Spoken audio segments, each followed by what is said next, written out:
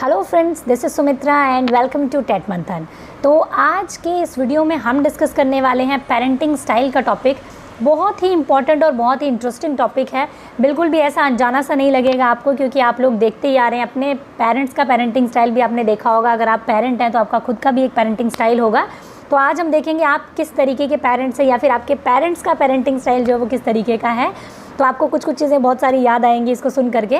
ये topic almost आपके सभी टेट एग्जाम्स में पूछा जाता है, DSSS में, KVS में, रीट में। बहुत सारे ऐसे जो जॉब वाले एग्जाम है उन पे तो खासकर ये टॉपिक बहुत ज़्यादा पूछा जाता है।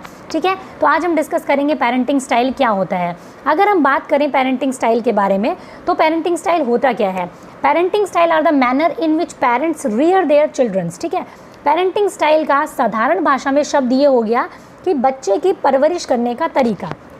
आपने देखा होगा आपके आस पड़ोस में भी अगर 4 घर हैं तो उन चारों में आपने देखा होगा कि बच्चों की परवरिश करने का आपको अलग अलग तरीका मिलेगा।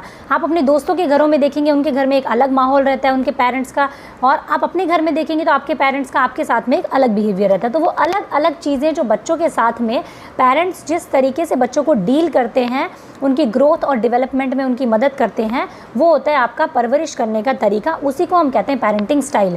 इस पर जो है ध्यान किसका गया कि भाई पेरेंटिंग स्टाइल पर भी बात की जाए, तो एक लेडी थी जिनका नाम था आपका, अभी हम देखेंगे उसके बारे में। देखो, the parenting style commonly used in psychology today are based on the work of Diana Baumrind. ये नाम आपको बहुत अच्छे से याद रखना है। ठीक है, कौन थी ये लेडी आपकी? डायना बॉमरिंड थी। ठीक है, जिन्होंने क्या किया था 1960 के दशक में बर्कले में कैलिफोर्निया के विश्वविद्यालय में इन्होंने क्या किया, पेरेंटिंग शैलियाँ जो है वो इनके रिसर्च पे आधारित है। ठीक है, ये कहाँ से थी तो आप याद रखेंगे कैलिफोर्निया से थी। 1960 में किया था बर्कले में, और डायना बॉमरिंड ने सबसे पहले पेरेंटिंग स्टाइल पर काम किया था। बॉमरिंड ने क्या देखा कि कुछ प्री स्कूल्स के बच्चों को देखा कि उनका जो है अलग अलग व्यवहार है बच्चों का। कोई बहुत सहमा हुआ रहता है, कोई बहुत खुश मिजाज रहता है, कोई बहुत कॉन्फिडेंस है बच्चे में। ठीक है, तब उन्होंने क्या किया, एक रिसर्च किया, बहुत सारे इंटरव्यूज़ लिए, बहुत सारे सर्वेज़ किए।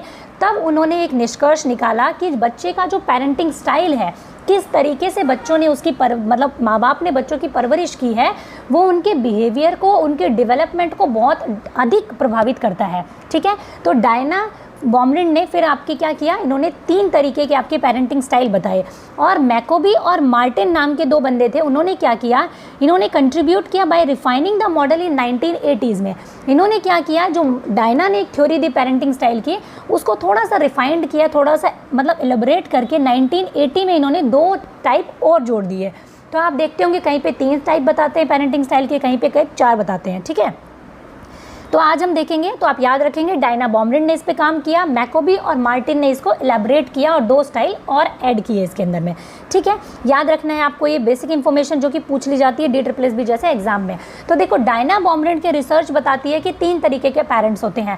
पहले होते हैं आपके ऑथोरिटेरियन पेरेंट्स, ऑथोरिटेटिव पेरेंट और प्रिमिसिव पेरेंट। मैं ट्रिक भी बताऊंगी आपको कि इनको आपको याद कैसे रखना है। ठीक है, ऑथोरिटेरियन, ऑथोरिटेटिव और प्रिमिसिव पेरेंट, ये 3 दिए थे आपके डायना की रिसर्च से। उसके बाद में क्या हुआ, मैकोबी और मार्टिन ने 1983 में were the ones who expand these 3 parenting style model using a 2-dimensional framework। इन्होंने क्या किया, इसको थोड़ा सा एक्सपेंड किया और यहाँ पे इन्होंने 2 टाइप्स और बता दिए। जो प्रिमिसिव पेरेंटिंग है ना, इसको इन्होंने 2 टाइप्स में डिवाइड कर दिया।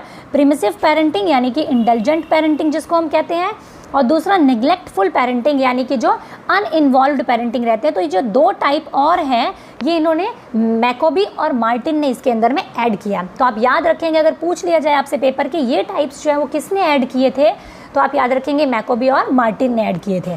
ठीक है, अब हम इनको थोड़ा सा हिंदी में भी समझेंगे। तो देखिए, 4 types of parenting style. Authoritarian यानी कि जो बहुत ज़्यादा डिसिप्लिनरियन होते हैं, जिनको हम क्या कहते हैं हिंदी में, सत्तावादी भी कह सकते हैं। बट मैं आपको ये कहूँगी कि आप ज़रूर इसको इंग्लिश में याद रखें, हिंदी में इसके बहुत सारे 70 नाम हो सकते हैं। ठीक है, फिर आते हैं आपके ऑथोरिटेटिव यानी कि आधिकारिक जो पेरेंट्स होते हैं। फिर आते हैं आपके प्रिमिसिव या इंडल्जेंट भी इसको कहा जाता है। तो ये वोकेबलरी आप याद रखेंगे। इंडल्जेंट आपसे पूछ लिया जाए तो आपको पता होना चाहिए कि प्रिमिसिव को ही कहा जा रहा है। अनुज्ञाप्रद कहते हैं हम इसको हिंदी में। नेग्लेक्टफुल होता है आपका अनइन्वॉल्व्ड होना, यानी कि असंलिप्त पेरेंट होना, यहाँ पे ल आधा आएगा। ठीक है, असंलिप्त होना पेरेंट्स। ये तो 4 पेरेंटिंग स्टाइल है आपके। यहाँ पे 2 कीवर्ड आपको याद रखने हैं जिससे कि ये दोनों सारे पेरेंटिंग स्टाइल जो है वो डिसाइड किए जाते हैं। एक होता है आपका रिस्पॉन्सिवनेस और एक होता है आपका डिमांडिंगनेस। रिस्पॉन्सिवनेस का मतलब होता है कि पेरेंट्स जो है वो कितना रिस्पॉन्स करते हैं बच्चे को, ठीक है, कितना ज़्यादा केयरिंग है, कितना ज़्यादा रिस्पॉन्स करते हैं बच्चे को, कितना ज़्यादा एक्टिविटी में उसके साथ में क्या करते हैं, पार्टिसिपेट करते हैं, कितना डेली लाइफ में उसके साथ में इन्वॉल्व रहते हैं। इसका मतलब रिस्पॉन्सिवनेस, रिस्पॉन्स करना, ठीक है। फिर आता है डिमांडिंगनेस, यानी कि कितनी ज़्यादा डिमांड है पेरेंट्स की। डिमांड क्या हो सकती है, भाई तुम्हें मार्क्स बहुत अच्छे लेकर के आने हैं, 100 में से 100 लेकर के आने हैं, घर पे 6 बजे तक पहुंच जाना है शाम को, ठीक है, रात को पार्टीज़ नहीं करनी है, घर से बाहर नहीं रहना है। ये क्या होगी, डिमांडिंगनेस आपकी। तो डिमांडिंगनेस कितनी है और रिस्पॉन्सिवनेस कितनी है, इसी से आपका पेरेंटिंग स्टाइल जो है वो डिसाइड होता है। कहीं पर आपको ये ज़्यादा मिलेगी और कहीं पर आपको ये ज़्यादा मिलेगी, तो वो पेरेंटिंग स्टाइल को डिफाइन करेगा, ठीक है। अब मैं आपको कुछ कीवर्ड्स बताती हूँ जिससे कि आप इसको याद रख पाएंगे। तो देखिए, ऑथोरिटेरियन पेरेंट्स को आप कैसे याद रखेंगे, मैं सिर्फ एक राइमिंग बता रही हूँ, इसका मतलब असल ज़िंदगी से कोई वो नहीं है, ताल्लुक़ नहीं है, बिल्कुल काल्पनिक है ये। ऑथोरिटेरियन, इसको आप राइम करिए वेजिटेरियन के साथ में, ठीक है। ऑथोरिटेरियन और वेजिटेरियन। ऑथोरिटेरियन पेरेंट्स का मतलब क्या है, जो बहुत ज़्यादा डिसिप्लिन पसंद करते हैं, जो ये कहते हैं कि तुमको ये चीज़ माननी है क्योंकि मैंने कहा है, मैंने कह दिया ना, मतलब कह दिया। जैसे कि आपने देखा होगा सूर्यवंशम, देखी ही होगी, सेट मैक्स वाले इतना दिखाते हैं उसको, तो देखी ही होगी। वहाँ पे वो जो हीरा का पिता है, जो अमिताभ बच्चन है, वो क्या है, एक तरीके से ऑथोरिटेरियन पेरेंट है, बहुत ज़्यादा डिसिप्लिनर है। उसका क्या कहना है कि भाई जो मैंने कह दिया वही सही है, वही जो है हीरा को मानना है, ठीक है। तो क्या हुआ, ऑथोरिटेरियन पेरेंट्स हुआ। एक और मूवी का एग्जांपल अगर हमने ले तो कभी खुशी कभी गम के अमिताभ बच्चन को आपने देखा होगा, वो क्या कहते हैं, बस कह दिया ना, कह दिया, है ना। तो वो जो है कि हमारे परंपरा रही है, तुम्हारे बड़े भैया गए थे, तुम भी जाओगे, मतलब उसमें बोर्डिंग स्कूल में पढ़ने के लिए जाना है, परंपरा है तो तुमको परंपरा निभानी ही निभानी है हर हाल में। तो वो क्या हुआ, ऑथोरिटेरियन पेरेंट्स हुआ। बच्चों के ओपिनियन को बहुत ही कम जगह मिलती है यहाँ पर। पेरेंट्स का जो रूल रहता है वो बच्चों पर हमेशा हावी रहता है। तो ऑथोरिटेरियन और वेजिटेरियन याद कैसे रखोगे आप इसको, देखो वेजिटेरियन सिर्फ मैंने एक नाम लिया है, कोई भी इससे बिल्कुल भी, मैंने कहा ना, इस चीज़ को बिल्कुल पर्सनली लेने की ज़रूरत नहीं है, सिर्फ राइमिंग के लिए बता रही हूँ। ऑथोरिटेरियन को आप वेजिटेरियन के साथ में राइम कीजिए। तो वेजिटेरियन मतलब जैसे कोई इंसान वेजिटेरियन है तो वो क्या होगा, एकदम स्ट्रिक्ट होगा, रूल का पक्का होगा कि मैं बिल्कुल भी नॉनवेज को हाथ भी नहीं लगाऊंगा। तो ये पेरेंट्स भी कुछ इस टाइप के ही होते हैं कि भाई बिल्कुल भी रूल्स को आपको तोड़ना नहीं है, एकदम रिजिड होते हैं, एकदम स्ट्रिक्ट होते हैं, बिल्कुल, ठीक है। तो ऑथोरिटेरियन और वेजिटेरियन, इस राइमिंग से आप इसको याद रख सकते हैं कौन से पेरेंट्स के बारे में बात की जा रही है। कुछ चीज़ें देखेंगे, क्या क्या चीज़ें होती है। पेरेंटिंग स्टाइल क्या होगा, बिल्कुल ही अनरिस्पॉन्सिव होगा, demanding but not responsive. Authoritarian parents क्या होते हैं, बहुत ज़्यादा डिमांडिंग होते हैं, हाई डिमांडिंग होते हैं, और रिस्पॉन्सिव बहुत ही कम होते हैं। रिस्पॉन्स मतलब कि वो बच्चे की बात को सुनना पसंद नहीं करते बहुत ज़्यादा, ठीक है। स्ट्रिक्ट रूल्स होते हैं बहुत ज़्यादा कि मैंने ये रूल बना दिया मतलब बना दिया, तुम्हें 6 बजे सुबह खाना मिलेगा, उसके बाद में खाना नहीं मिलेगा, ठीक है। तुम 6 बजे तक अगर ब्रेकफास्ट की टेबल पर नहीं पहुँचे तो खाना नहीं मिलेगा, ठीक है। रात को 9 बजे सोना है मतलब सोना ही है, चाहे मतलब दुनिया यहाँ की वहाँ हो जाए। मतलब स्ट्रिक्ट रूल होंगे, एकदम हाई एक्सपेक्टेशंस होगी बच्चे से कि 10 में से 10 नंबर आने चाहिए, 9 आए तो आए कैसे तुम्हारे, ठीक है। एक्सपेक्ट ब्लाइंड ओबीडियंस, मतलब एक अंधा, मतलब आज्ञा पालन चाहते हैं वो आपसे कि आप उनकी आज्ञा का अंधा अनुसरण किए जाएं। वो कह रहे हैं तो बिल्कुल देवता मान करके उनकी बात को माना जाए, ठीक है। बहुत ज़्यादा स्ट्रिक्टनेस मतलब इस टाइप के पेरेंट्स में पाई जाती है, बहुत कम छूट दी जाती है बच्चों को, ठीक है। तो इससे क्या होगा, बच्चे के ओपिनियन को यहाँ पे ध्यान में नहीं रखा जाता। रूल्स बना दिए जाते हैं बट बच्चे का ओपिनियन नहीं लिया जाता कि तुम इस रूल को फॉलो भी कर पाओगे या नहीं कर पाओगे, ठीक है। इससे क्या होगा, बच्चे की एकेडमिक परफॉर्मेंस जो होगी वो लो होगी, सेल्फ एस्टीम उसका लो रहेगा, क्योंकि हमेशा से उसको क्या है, एक हुक्म सुनने की आदत पड़ जाएगी, ठीक है। ठीक है, तो इतना समझ आया होगा। ये वीडियो बीच में रुक गया था यार, कहाँ बोल रही थी पता नहीं मैं, ठीक है। तो क्या होगा, लेस सेल्फ एस्टीम होगा बच्चे के अंदर, सेल्फ कॉन्फिडेंस की कमी रहेगी, सोशल स्किल नहीं होगी बच्चे के अंदर, बहुत पुअर होगा, मेंटल इलनेस रहेगी, ड्रग एल्कोहलिक हो सकता है बच्चा, और डेलिक्वेंसी ये आपको वर्ड याद रखना है, इसका मतलब होता है एंटी सोशल होना। इसी तरीके के वोकैबुलरी के नए नए वर्ड्स दे करके वहाँ पे आपको घुमाया जाता है ताकि आपको समझ ना आए कि किस बारे में बात की जा रही। तो डेलिक्वेंसी यानी एंटी सोशल होगा बच्चा, यानी कि पेरेंटिंग स्टाइल कौन सा होगा, ऑथोरिटेरियन होगा। तो डेलिक्वेंसी मतलब एंटी सोशल, यानी कि बहुत ज़्यादा सोशल नहीं हो पाएगा, समाज में बहुत ज़्यादा घुल मिल नहीं पाएगा, क्योंकि हमेशा से क्या है, उसको अपनी भावनाएं व्यक्त करने का मौका नहीं मिला है, हमेशा उसको एक सप्रेस करके रखा गया है, ठीक है। नेक्स्ट आ जाते हैं हम, ऑथोरिटेरियन पेरेंट्स की जो विशेषताएं हैं वो मैंने आपके नोट्स के लिए लिखी है, ये सारी की सारी समझ आपको आ गया होगा। एक तरीके की स्ट्रिक्ट पेरेंटिंग होती है, अगर आपसे पूछा जाए कौन सी होती है स्ट्रिक्ट पेरेंटिंग, तो टेरियन होती है, ठीक है। यहाँ पे क्या होता है, हाई एक्सपेक्टेशंस होती है पेरेंट्स की, रूल्स जो है वो बना दिए जाते हैं, ठीक है। और पेरेंट्स जो होते हैं, किड्स मच सपोर्ट और आस्किंग फॉर देयर इनपुट, ठीक है। ऑथोरिटेटिव पेरेंट्स का एक सीधा बिलीफ होता है कि child should do what they say simply because they said it, ठीक है। तुम्हें ये करना है, क्यों करना है, क्योंकि मैंने कहा है, ठीक है। मैंने कह दिया मतलब कह दिया, तुम्हें ये करना है बस, ठीक है। नेक्स्ट आपका क्या होता है, ऑथोरिटेटिव पेरेंट। अब ये जो होते हैं ऑथोरिटेटिव पेरेंट, आधिकारिक पेरेंट जिसको हम कहते हैं, तो ऑथोरिटेटिव पेरेंट क्या होते हैं, ये एक तरीके से हम मानते हैं इसको बेस्ट पेरेंटिंग मानी जाती है साइकोलॉजी में आपकी। यहाँ आप देख रहे होंगे कि ये बच्चा जो है अपने पेरेंट्स के साथ में बड़ा ही घुल मिल करके आराम से काम कर रहा है, बच्चा खुश है, मम्मी पापा भी खुश हैं, ठीक है, बड़ा खुश सा माहौल है यहाँ पे। तो ये वाला यहाँ पे खुशी का माहौल है, यानी कि बच्चे के ओपिनियंस को यहाँ पे जगह दी जाती है। इसको कैसे याद रखेंगे, ऑथोरिटेटिव और एक्टिव, ठीक है। ऑथोरिटेटिव और एक्टिव, ये दोनों के दोनों वर्ड्स की राइमिंग आप याद रखेंगे। ऑथोरिटेटिव पेरेंट क्या होते हैं, जो बच्चे के साथ में एक्टिवली रहते हैं, एक्टिवली पार्टिसिपेट करते हैं, एक्टिवली उसकी बातों को सुनते हैं, एक्टिव होते हैं इस चीज़ को लेकर के कि बच्चा क्या सोचता है, ठीक है। वार्म एंड रिस्पॉन्सिव होते हैं, ठीक है। पेरेंट्स बहुत ही वार्म होते हैं, बहुत ही नरम दिल होते हैं और रिस्पॉन्सिव भी होते हैं, रिस्पॉन्स करते हैं बच्चे की बातों के लिए।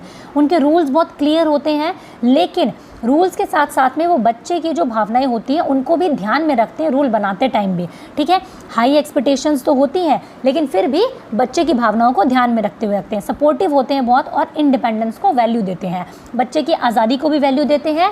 उसके लिए रूल्स डिसाइड किए जाते हैं और रूल तोड़ता है तो उसको सज़ा भी दी जाती है, लेकिन उसको बड़े प्यार से समझाया भी जाता है कि ये रूल तोड़ना आपके लिए ठीक नहीं है और इन रूल को आपको पालन करना है। और एक लॉजिकल जो कन्वर्सेशन होती है ना, वो होती है बच्चे और पेरेंट्स के बीच में, ठीक है। बच्चे के इनपुट्स को भी, बच्चे के जो उसकी थिंकिंग है उसको भी यहाँ पर महत्व दिया जाता है। इस तरह के बच्चे का एकेडमिक परफॉर्मेंस जो होगी वो हाई होगी, क्योंकि वो हमेशा अपने पेरेंट्स के साथ में खुल करके बात कर पाएगा और इसी तरीके से उसका जो है मनोबल हमेशा बढ़ता रहेगा।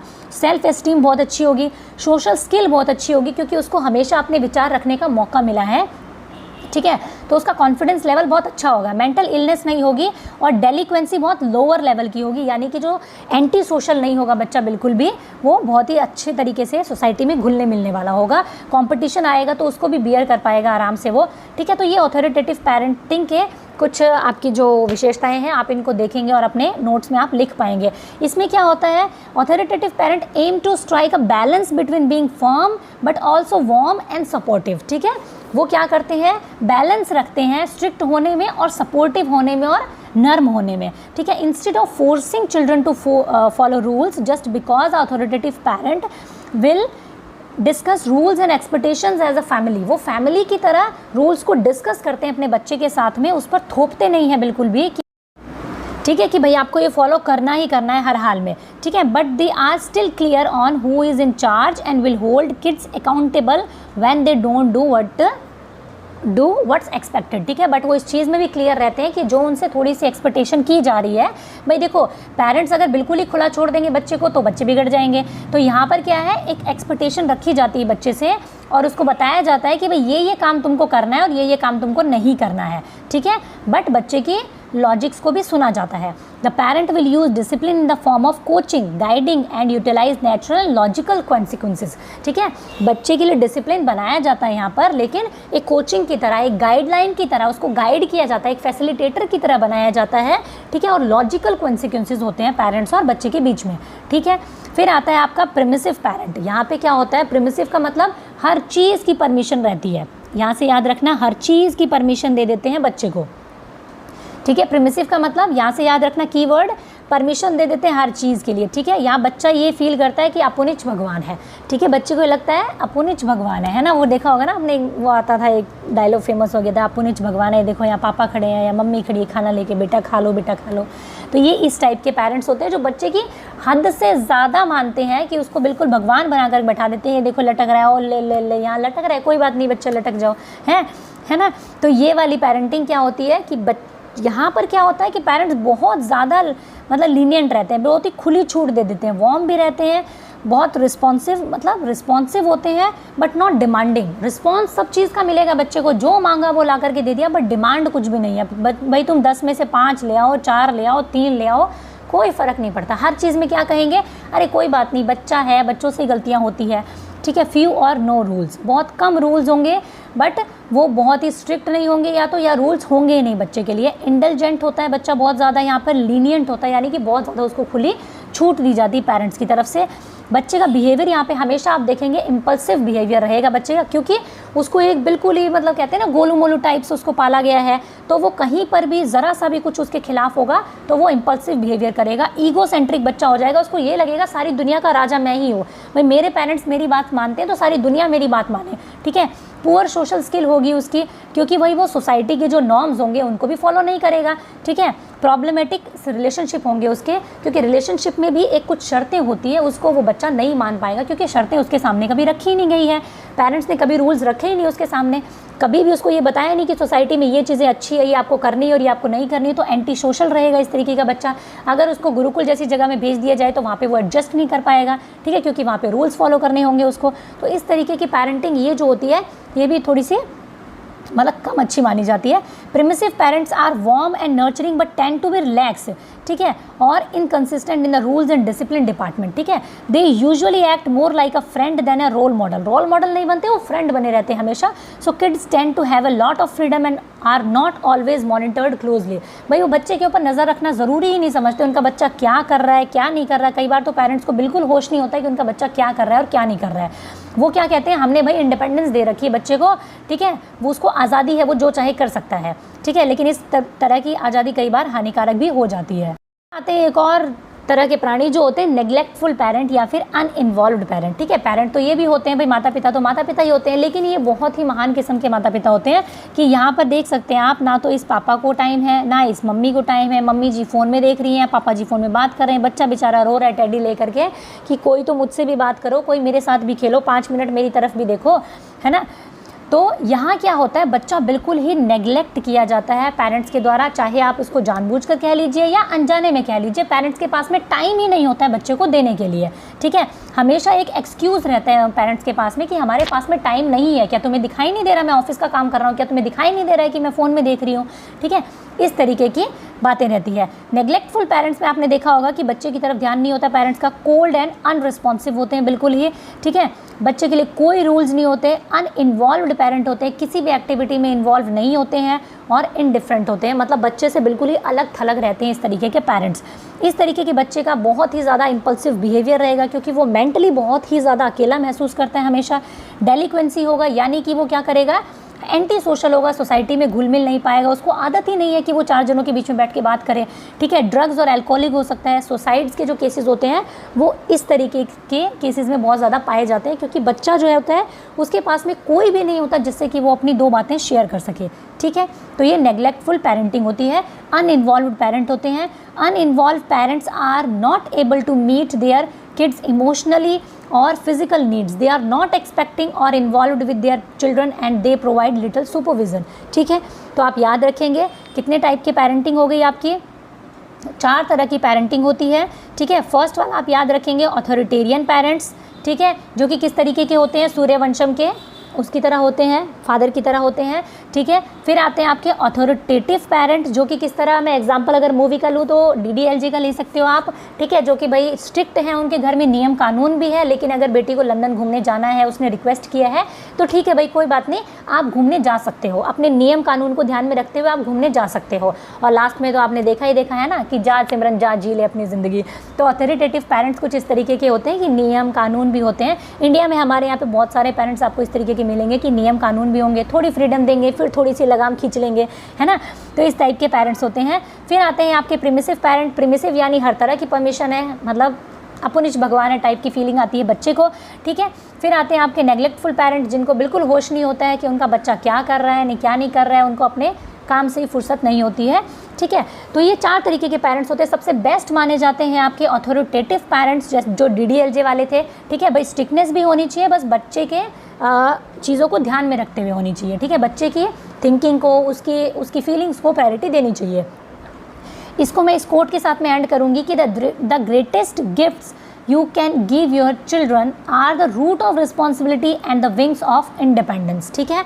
तो कि आप जो अपने बच्चे को सबसे बड़ा गिफ्ट दे सकते हैं अगर कोई, तो क्या होगा, root of responsibility and the wings of independence. सबसे बेस्ट पेरेंटिंग यही हो सकती है कि आप अपने बच्चे को जिम्मेदारियों की जड़ें हो और उसको आज़ादी के पंख भी दिए जाए। ठीक है, बिल्कुल ऐसा ना हो कि वो जिम्मेदारियां ही ना समझे अपनी, सिर्फ आज़ाद ही घूमता रहे, और बिल्कुल ऐसा ना हो कि सिर्फ जिम्मेदारियों की तले दब जाए और आज़ादी उसको दी ना जाए। तो ये दोनों तरीके की आपको जो है चीज़ें ध्यान में रखनी चाहिए, और इसी तरीके की पेरेंटिंग जो होती है वो सबसे ज़्यादा बेस्ट मानी जाती है। तो आपको बहुत सारी चीज़ें याद आई होंगी कि आपके पेरेंट्स किस तरीके की पेरेंटिंग स्टाइल को फॉलो करते हैं, या आप पेरेंट हैं तो आप किस तरीके के पेरेंट्स हैं। ठीक है, तो आप मुझे कमेंट सेक्शन में ज़रूर बताएं कि वीडियो आपको कैसा लगा। अगर नए हैं तो चैनल को सब्सक्राइब करके इस बेल आइकन को ज़रूर हिट करें और ऑल नोटिफिकेशन को प्रेस करें, ताकि आने वाली सभी वीडियोस की नोटिफिकेशन आपको मिलती रहे। ठीक है, वीडियो को लाइक ज़रूर करें ताकि मुझे भी मोटिवेशन मिले आगे वीडियो बनाने के लिए। शेयर करें, अगर आपको पसंद आई है तो अपने सभी फ्रेंड्स के साथ में इसको शेयर करें, और कमेंट सेक्शन में अपनी राय, अपना सुझाव या कोई भी कन्फ्यूजन हो तो आप ज़रूर दें। Thank you, keep learning, keep supporting and keep sharing.